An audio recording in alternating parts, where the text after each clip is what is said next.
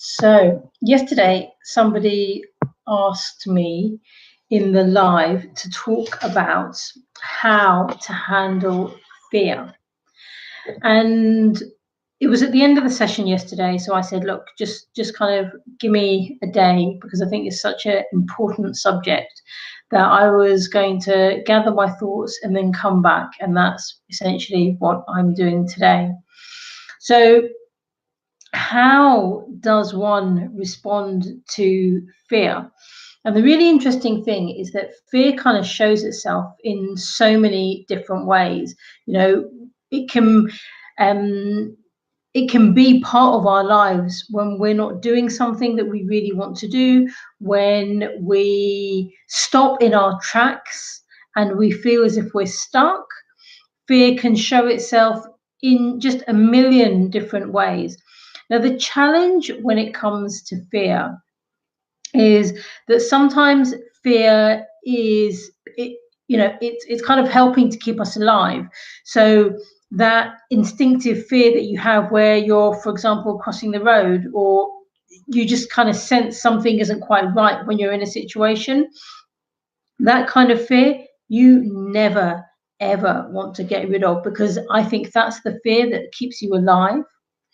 And so that is very, very helpful.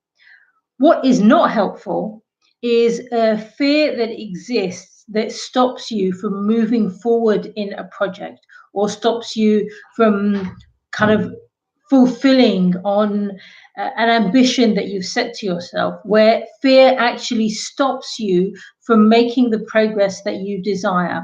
And that happens for a number of different reasons. And I'm going to cover three key things that I think that fear is kind of responding to.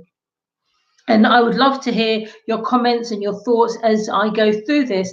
And then towards the end of the live today, I'm going to come back and pick up those comments and any questions that you have. So if you do have a comment or you want to say something, just pop it in the chat and it is going to be acknowledged and it will be read.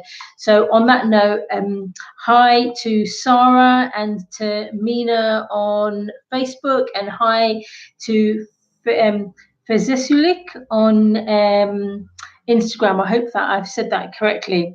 And tell me if I haven't, right? If I haven't, then just write it down phonetically so that you can help me to understand how to say it. And hi to Abdul Kader over on Facebook as well. Right. So the three kind of things that are creating the fear, right? It's very important to understand, because when you know where fear is coming from, you then are able to respond to it in a very, very strong way.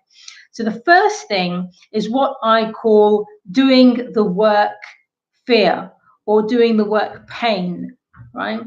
And that is essentially, it's the pain that you feel from the process of doing the actual work. Look, if you want to write a book, it's not as simple as saying, I'm going to write a book. Or if you want to start a website, you can't just kind of like say those words and the thing happens. It's hard work. You know, here's the interesting thing. Me coming live every single day for what is now almost 2 weeks, it's something that I've wanted to do for almost a decade. And that fear of doing the work kept stopping me. But now all of a sudden I'm doing it because in some way, shape, or form, I've realized that doing the work is an absolute necessity in order for me to make the impact that I want to, in order for me to really serve people and to help individuals who need to hear the kind of messages that I want to share. And that then gives you a motivation, right? But when you live in that doing the work fear, and you don't want to actually kind of follow through on the process, of course you're going to stay stuck. It doesn't matter what it is that your ambition is. You know, it can sometimes, fear is the kind of thing that can sometimes even keep you in bed days on end. I've heard stories of individuals who literally, and this is actually for both kind of mums and dads, who literally get up function, do the thing that they need to do in order to get the kids out to school, and then they just feel so lethargic and tired, they just go straight back to bed. And then they get up at the end of the day, they do the few things that need to be done, and then they're off at school again, pick up the kids, come back. But it's about functioning. And what happens is that, look, there is something in there about kind of individuals needing to increase their levels of energy. And that is a topic that is on my radar to cover in one of these lives, for techniques and tools that you can use to increase your energy levels.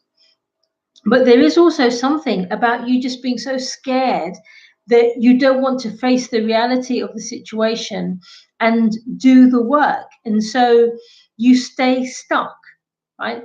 And that part of the thing that keeps you stuck actually is the fear of just kind of just putting yourself out there and doing work. Right? It is not always easy. I mean, we all have days where we just don't want to do anything, right? But those are the days where actually you owe it to yourself even more to get up, to do the work, to put yourself through whatever emotions, challenges, fear that you're facing, and just kind of like take a deep breath and go. It's so essential. Otherwise, you will stay stuck. And that fear it can become paralyzing. Here's a really interesting thing. I know amazing people who are just stuck with their feet so firmly planted on the ground that they don't want to do anything because they are scared of what the consequences of that may be. And that quite nicely leads me on to what I call is comfort pain. Right, so we've discussed doing the work pain. Now we're looking at comfort pain. And comfort pain is based on around, or is all to do with you just being comfortable with who you are. And you don't want to address the kind of the pain or the fear that comes from you rocking the boat. Right? And so when you're just happy and things are kind of, in fact, you probably aren't happy if you've got fear, right?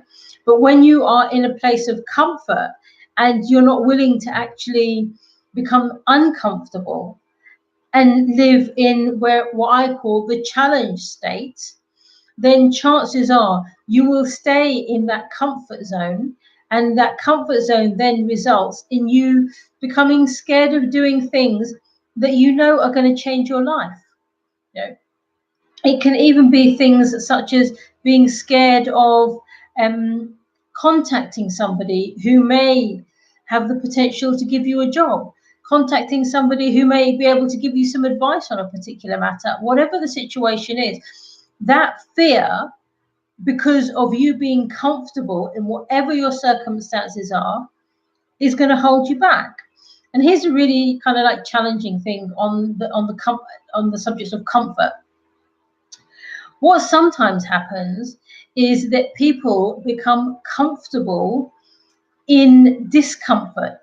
So they've just become so used to it. They're not happy with the situation. They know that they want something to change, but actually they're not willing to do the work, and they will just accept the status quo of the challenges that they're facing because they don't want to, maybe they don't have the courage to face the fear, right? Maybe they don't have the confidence or the self-belief. Maybe they don't think they can do it by themselves. But that kind of fear will just keep you in that place of just being okay and not really wanting to make that change.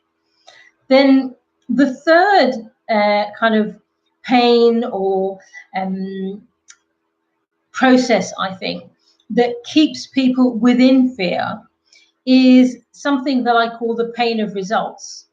Now, if you're actually experience some kind of change in your life or some kind of transformation, then what will happen is that your life will be different.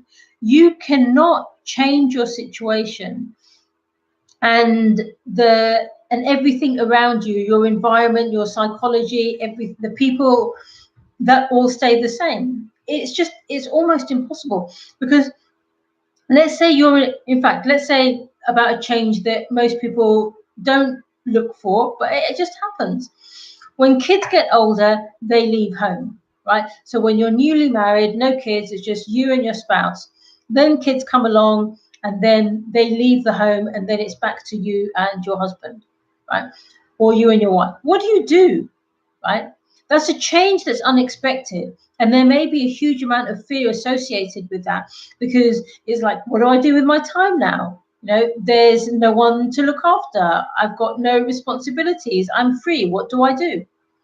And that in itself has a huge amount of fear that is associated with it. But that fear comes from you not planning, right? So when you have a situation and you're looking for some kind of change in your life, actually, I think it's really important to think about what will that look like, right? So you start to articulate it. You start to think, okay, so if I get that job, it's going to mean this. If I um, if I go to university and study that course, it's going to have these results. It's going to have this ramification for me. You know, you will change because you've been through some form of an experience that has changed you, and as a result of you changing, the people around you are also going to change. Look, when you're in the middle of it, you probably aren't even going to see it. You're just going to think everything is just the same. But if you were to step back and look into the situation, you would see that there is a change. It's not the same. It just can't be. And that acknowledgement is huge.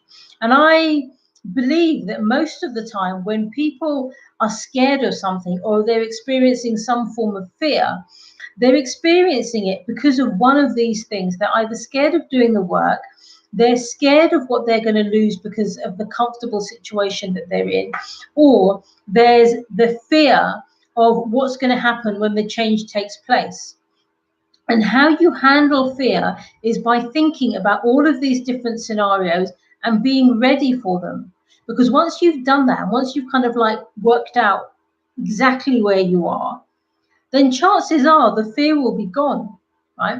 My other kind of special secret, which I think you all know about, but the special secret that I use when I'm really, really scared of the situation or when I'm feeling fearful about an individual or a scenario or whatever it is, then do you know what? I call to God, to the Creator, to Allah subhanahu wa ta'ala, and that I ask for assistance and for help. And when I do that, chances are actually the fear will just kind of like dissolve and dissipate. But it's a two-step process. The first step is you tie your camel. And how you do that is by understanding exactly what is the foundation of the fear. So you tie your camel and then you leave the rest to Allah. But you can't do the leaving of the rest to Allah without tying the camel, which is why I think it's absolutely essential to do this analysis and to understand where the fear is coming from.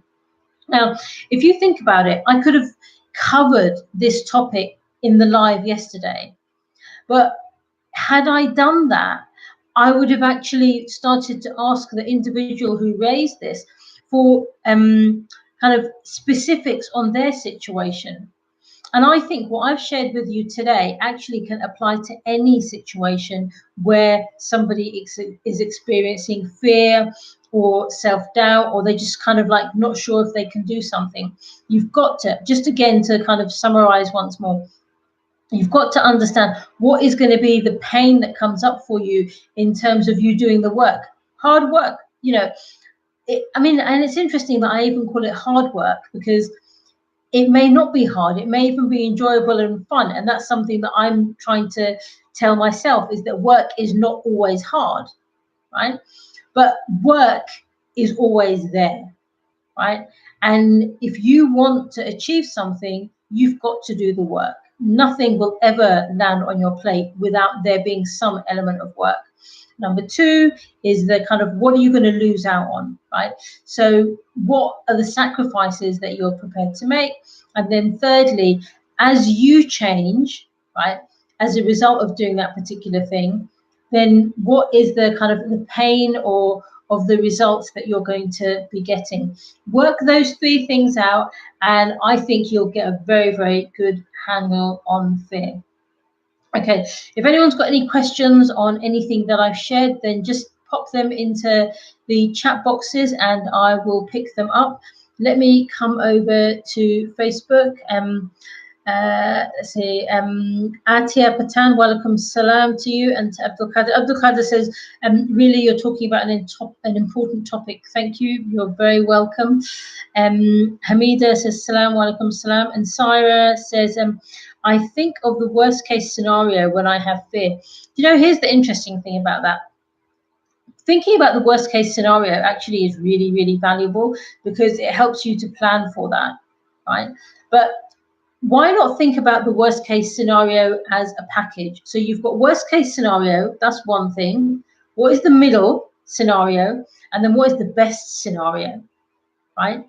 And the best scenario, I mean, you've got to go like all out on that, because I know most people, when they think of their worst case scenario, they go full force out on that one, right? And it's literally catastrophe. Like, it's defined to the nth level of detail in terms of its craziness. What could be the worst case scenario? So when you're doing your best case scenario, you do exactly the same thing. You go all out, you go crazy, you just write it or describe it in the way that it could be the best possible thing that ever happened. And then think about the middle, right? And when you think about the middle, it's really going to help you, right? Because that middle is the thing that you would aim for. And somewhere along the lines, right, you won't get the worst case. You may not get the best case, but you'll get something in the middle, and that will make it so much easier for you to then do the next thing. But you've got to think about them all. I would say never just think about the worst case scenario by itself. It's really, really essential to cover all of the bases. Okay, right. Thank you so much for that. It's really, really helpful. And I love the fact that you guys keep coming back day after day. So do invite your friends, share the video, you know, the usual kind of stuff. And it'd be really, really great to have all of your friends and family here as well. Let's see, over on Instagram. Hi and salams to Khudaija, Me Connections, Mindful Muslim Mum. Mindful Muslim Mum says, Assalamu alaikum wa rahmatullah, love your videos, almost caught up with all your videos. Gosh, I'm blushing. You're so kind. Just wondering if you talked about how to know your dream with confidence. Do you know, that's something that is very much related to something that I'm going to be talking about tomorrow. So I will cover that one in tomorrow's live. One thing that I have to tell you guys, and I meant to add links in here, but I didn't do, I will add them in a moment, is go to sayeda.com and sign up for the Make It Happen week. Make It Happen, we're basically going to be banishing procrastination. We're going to be working out in 7 days how you can actually take the thing that you're aspiring to do, the kind of dream that you've had, how you can articulate it, how you can work through 7 steps in order for you to actually turn it into something that literally you then go ahead and make it happen. I'm going to be doing videos for you. I'll come live in a private area and literally answer questions as you're watching the video, as you're going through that training. And it's a free training course. So 7 days I will be there with you live, taking you through that process of how you can make it happen. And all you have to do is go to sayeda.com, and I would love to see you there. Okay, thank you so much to everybody for joining live. And if you watch the recording, then please do type in replay, and I will see you tomorrow. Okay, assalamu alaikum.